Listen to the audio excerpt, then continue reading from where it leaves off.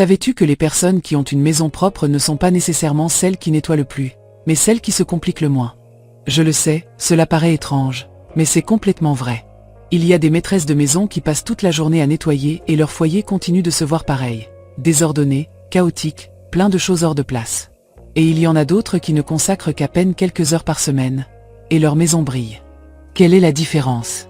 Ce n'est ni de la magie, ni de l'argent, ni une aide supplémentaire. C'est l'habitude. Ce sont ces petits comportements automatiques qui facilitent ta vie sans que tu t'en rendes compte. Et aujourd'hui je vais te raconter les 8 habitudes qui transformeront ta routine à la maison sans t'accabler, sans sentir que tu vis pour nettoyer, et sans cette frustration d'être fatigué tout le temps. Mais avant de commencer, laisse-moi te demander quelque chose. Combien de fois as-tu senti que ta maison te tombait dessus? Que tu fais un nettoyage complet et que le lendemain tout revient à l'identique? Que tu nettoies, cuisines, ranges, laves et tu ne finis jamais? Si cela t'arrive, tu n'es pas seul. Et cette vidéo va t'aider à sortir de ce cercle vicieux. Parce que lorsque tu appliques ces 8 habitudes, ta maison cesse d'être un fardeau et devient un espace qui travaille avec toi, pas contre toi.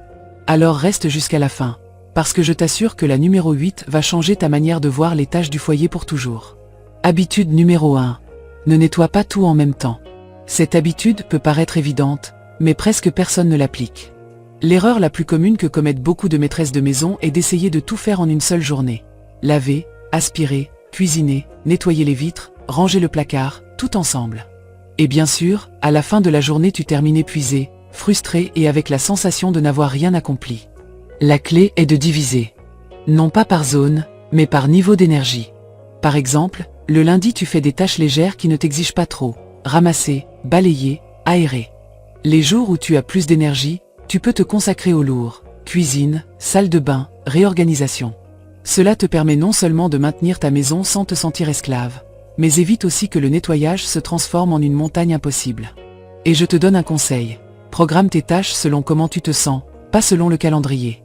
Tous les lundis ne se ressemblent pas. Il y a des jours où tu n'as presque pas envie de bouger, et c'est bien. Ce jour-là, fais simplement de la maintenance, pas du nettoyage en profondeur. Ton corps te dira merci. Habitude numéro 2. La méthode de l'objet voyageur. Celle-ci est une de ces habitudes bizarres, mais puissantes. Elle consiste à ce qu'à chaque fois que tu te lèves d'un endroit, tu prennes quelque chose qui n'appartient pas là et tu le ramènes à sa place. Cela semble une bêtise, mais si tu le fais de façon constante, ta maison reste ordonnée sans effort. Par exemple, tu vas du salon à la cuisine, emporte avec toi ce verre resté sur la table.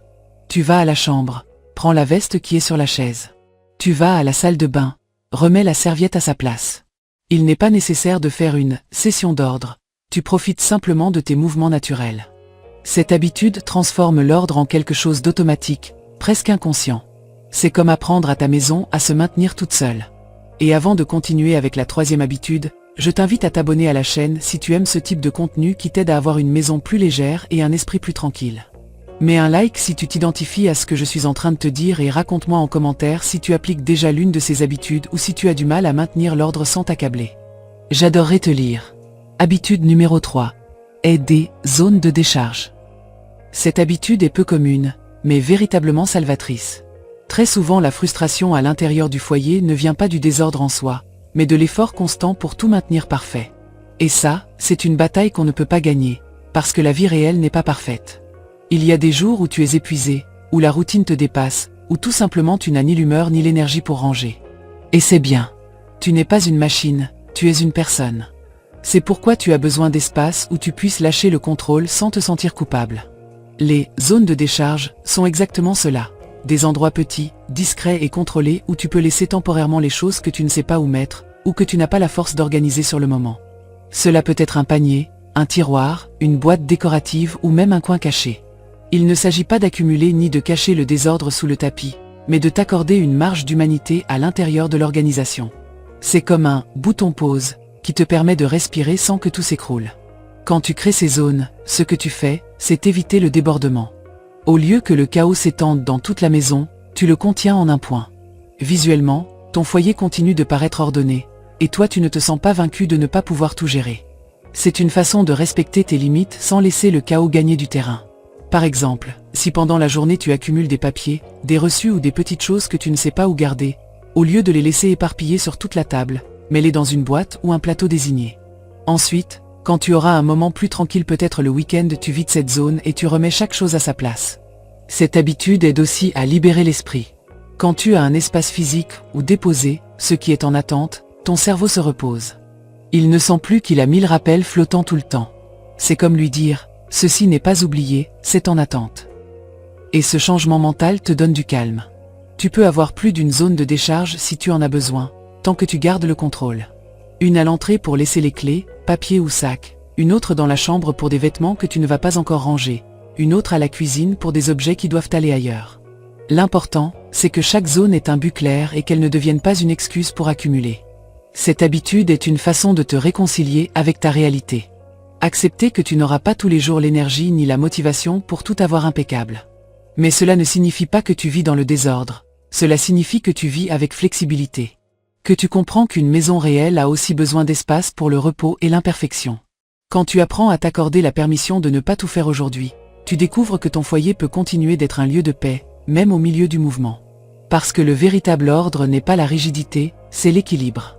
Habitude numéro 4. Range avant de dormir, pas le matin. Cette habitude est simple, mais elle a un pouvoir énorme. Beaucoup de gens font l'erreur de tout laisser pour le lendemain, en pensant que, demain, avec plus d'énergie, je le ferai mieux. Mais la réalité, c'est que le lendemain ne commence jamais avec plus d'énergie s'il t'accueille avec le chaos. Le vrai secret se trouve le soir.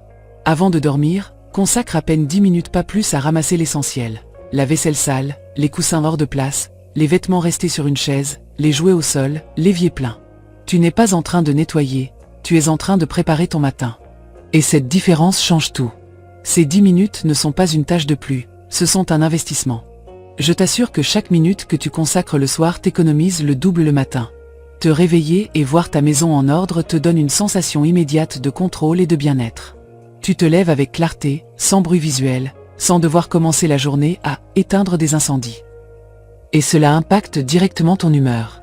Il n'y a rien de plus démotivant que d'ouvrir les yeux et de trouver le même désordre que tu as laissé la nuit précédente. C'est comme commencer la journée en courant avec un sac à dos plein de poids inutiles. En revanche, quand tu fais ce petit rituel nocturne, tu te lèves légère, avec l'esprit dégagé et l'énergie focalisée. Ta maison t'accueille dans le calme, pas dans la bataille. Et cette sensation d'harmonie t'accompagne tout au long de la journée, même si ensuite le rythme devient chaotique. Le mieux dans cette habitude, c'est qu'elle n'a pas besoin de perfection.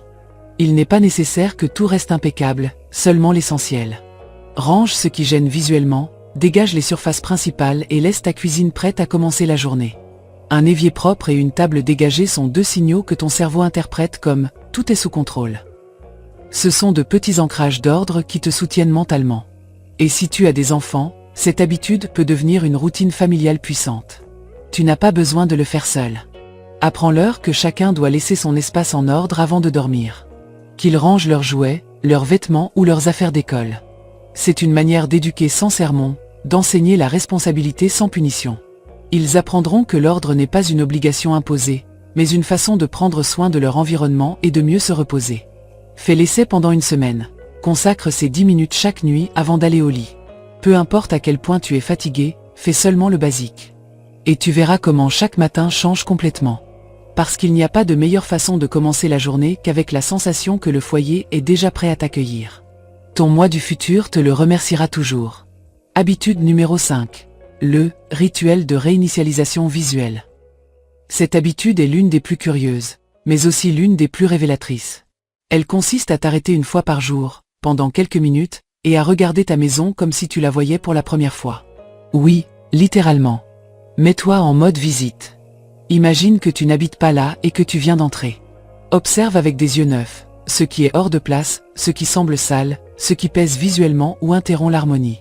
Ce qui est surprenant, c'est que très souvent nous cohabitons tellement avec le désordre que nous cessons de le voir. Notre esprit s'habitue au bruit visuel, au chaos quotidien, et finit par ignorer ce qui auparavant nous dérangeait.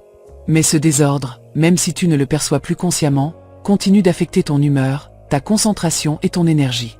Ce rituel t'aide à revoir ta maison avec clarté, à te reconnecter avec la réalité de l'espace où tu vis. Lorsque tu fais cette réinitialisation visuelle, il ne s'agit pas de juger ni de chercher la perfection, mais de prendre conscience. C'est un acte d'observation honnête. Demande-toi, quel coin me génère le plus de bruit mental? Quelle chose m'accable quand je la regarde? Quel petit détail me donnerait de la paix si je l'ajuste maintenant? Parfois ce n'est pas le désordre qui t'incommode, mais l'accumulation de petits manquements. Un cadre de travers, une table surchargée, un objet hors de place depuis des jours.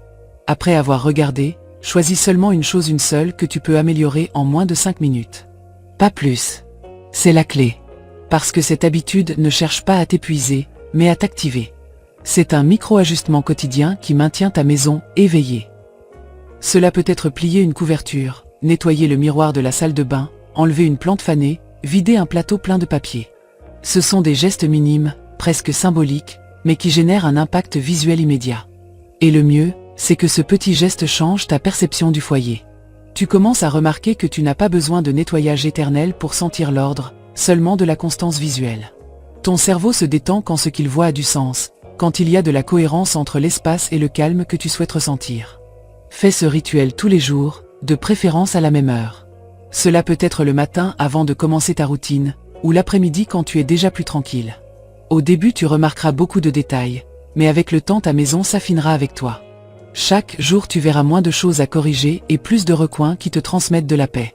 Et sans t'en rendre compte, tu auras entraîné ton regard à maintenir l'harmonie visuelle de ton foyer de manière naturelle, sans effort. Parce que lorsque ta maison paraît tranquille, toi aussi tu te sens ainsi. Habitude numéro 6. Le mode silencieux. Cette habitude est mentale, mais je t'assure qu'elle transforme complètement ta relation avec le foyer. Une fois par jour, ne serait-ce que quelques minutes, travaille en silence. Sans musique, sans télévision, sans podcast, sans rien en fond. Seulement toi et le son réel de ta maison. Cela peut sembler insignifiant, mais c'est un exercice profondément puissant. Le silence te rend la connexion avec ton environnement. Il te permet de l'écouter, de le sentir et de le comprendre d'une manière que tu ne ferais jamais si tu es distraite par le bruit constant.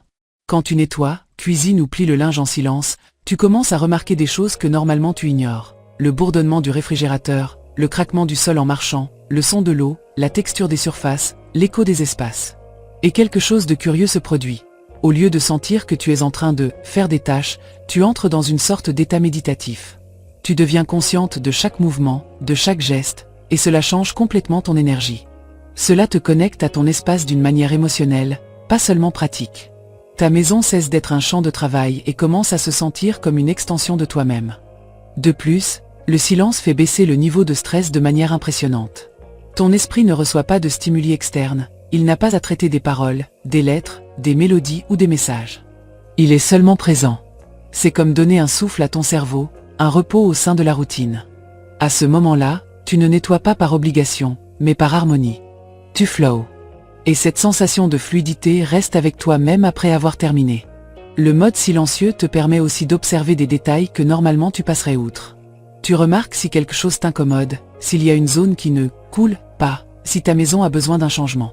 C'est un moment d'écoute active, mais non pas vers l'extérieur, vers l'intérieur.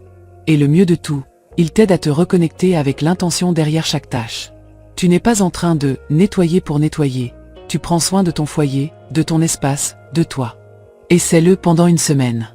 Choisis un moment de la journée, cela peut être pendant que tu laves la vaisselle, que tu balaies ou que tu fais le lit et éteins tout. Reste seulement avec le bruit ambiant. Au début cela te paraîtra étrange, voire inconfortable, mais avec le temps tu remarqueras un calme qu'aucune musique ne peut te donner. C'est presque thérapeutique.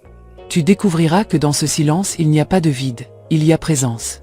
Et cette présence transforme non seulement ta maison, mais aussi ta manière de l'habiter. Habitude numéro 7. Réduis le nombre de choses en mouvement. Cette habitude est étrange, mais absolument cruciale si tu veux que ta maison reste en ordre sans sentir que tu passes toute la journée à courir après les objets. Chaque chose qui bouge, qui change de place, qui a besoin d'être lavée, rangée ou ajustée, te vole du temps, de l'énergie mentale et de la concentration. Et même si tu ne le remarques pas, cette usure s'accumule. C'est pourquoi une maison pratique est une maison stable. Qu'est-ce que cela signifie? Que les objets ont des lieux fixes, permanents, où ils reviennent toujours, et que tu élimines tout ce qui interrompt ce flux naturel. Le désordre ne naît pas seulement du chaos, mais de l'excès de mouvements inutiles. Ces petites choses qui se déplacent constamment, les chaussures qui n'ont jamais un site, les câbles qui s'en mêlent, les coussins qui vivent par terre, les bibelots qui gênent pour nettoyer sont celles qui te font sentir que ta maison n'est jamais prête. Pense à ceci. Si tu as 5 coussins sur le canapé et que tu finis par les réajuster tous les jours, en as-tu vraiment besoin? Si tu as 10 tasses et que tu utilises toujours les deux mêmes, range le reste. Si tu as 1000 bouteilles de produits de nettoyage réparties dans toute la maison, consolide tout en un seul endroit. Chaque objet en moins en mouvement, c'est une minute de plus pour toi. Moins de choses qui circulent égale moins d'efforts égale plus de calme.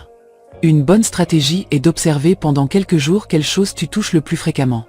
Non pas pour les utiliser, mais pour les déplacer. C'est l'indice. Si tu passes la journée à déplacer les mêmes choses d'un côté à l'autre, ce n'est pas de l'organisation, c'est de la surcharge. Simplifie. Réduis. Demande-toi, puis-je éliminer, remplacer ou stabiliser ceci? Par exemple, si les jouets des enfants finissent toujours répartis dans toute la maison, crée un espace fixe où ils puissent jouer et un autre ou tout ranger à la fin. Si les ustensiles de cuisine roulent d'un tiroir à l'autre, décide d'un endroit logique et laisse-les là pour toujours. L'objectif n'est pas d'avoir une maison minimaliste, mais une maison efficace, où les choses ne sont pas en mouvement constant parce qu'elles ont déjà trouvé leur place naturelle. Quand tu réduis le nombre de choses en mouvement, ta maison devient plus prévisible, plus légère, plus facile à gérer. Tu n'as plus besoin de te rappeler où va tout, parce que tout a du sens. Et sans t'en rendre compte, tu t'épargnes des centaines de micro-décisions quotidiennes. Voilà le véritable secret d'un foyer fonctionnel, qu'il coule avec toi, et non qu'il dépende de ta mémoire ou de ton énergie chaque jour. En quelques mots, chaque chose qui ne bouge pas te rend un peu de paix. Parce que lorsque ton environnement se calme, toi aussi. Et avant de passer à la dernière habitude, si cette vidéo t'aide à voir ta maison d'une manière différente, abonne-toi et active la petite cloche. Ainsi tu ne manqueras pas les prochaines vidéos où je te donnerai plus de stratégies pour avoir un foyer plus ordonné, plus léger et sans stress. Et si tu l'as déjà fait, merci. Laisse un cœur en commentaire pour me faire savoir que tu es arrivé jusqu'ici. Habitude numéro 8. Crée ton moment de clôture. C'est l'habitude la plus puissante de toutes, et curieusement, celle que presque personne ne pratique. Elle n'a rien à voir avec nettoyer ni avec ranger, mais avec quelque chose de bien plus profond, clôturer la journée consciemment. Ta maison a aussi besoin d'une fin de journée, tout comme toi. Tu ne peux pas vivre en mode « faire » tout le temps. Quand tu ne clôt pas la journée, ton esprit reste actif, ton corps ne se repose pas totalement, et tu te lèves le lendemain avec la sensation que tu continues à courir derrière quelque chose. Chaque nuit, avant de te coucher, crée une petite routine symbolique qui marque ce point final. Elle n'a pas besoin d'être compliquée ni parfaite. Cela peut être allumer une bougie parfumée, vaporiser un peu de fragrance dans l'air, baisser les lumières pour que l'ambiance devienne plus chaleureuse, mettre une chanson douce qui te détende ou simplement rester quelques secondes à regarder ta maison dans le calme pendant que tu respires profondément. Ce sont de petits gestes, mais ils disent à ton cerveau « J'ai terminé, maintenant je peux me reposer ». L'important est que ce moment soit le tien. Que tu l'associes à la paix et à la clôture. Certaines personnes le combinent avec une phrase mentale, comme « Aujourd'hui j'ai fait ce que j'ai pu, et c'est suffisant ». Ou avec un thé, un bain chaud ou même un moment de silence avant de dormir.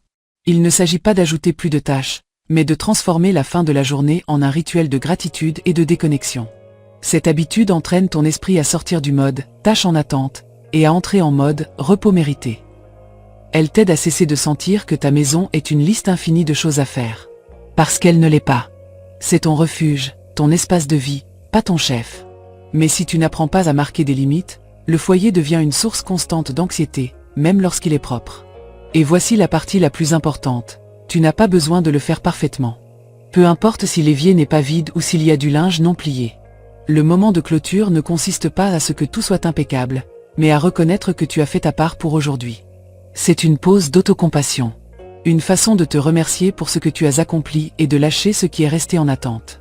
Quand tu répètes cette habitude chaque nuit, ta maison cesse d'être un champ de bataille et se transforme en un espace qui respire avec toi.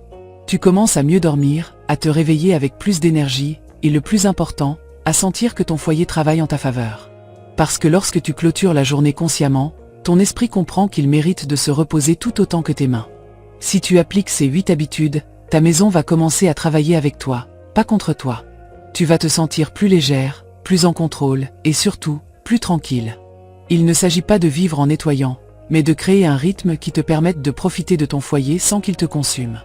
Et si tu es arrivé jusqu'ici, je veux te dire merci.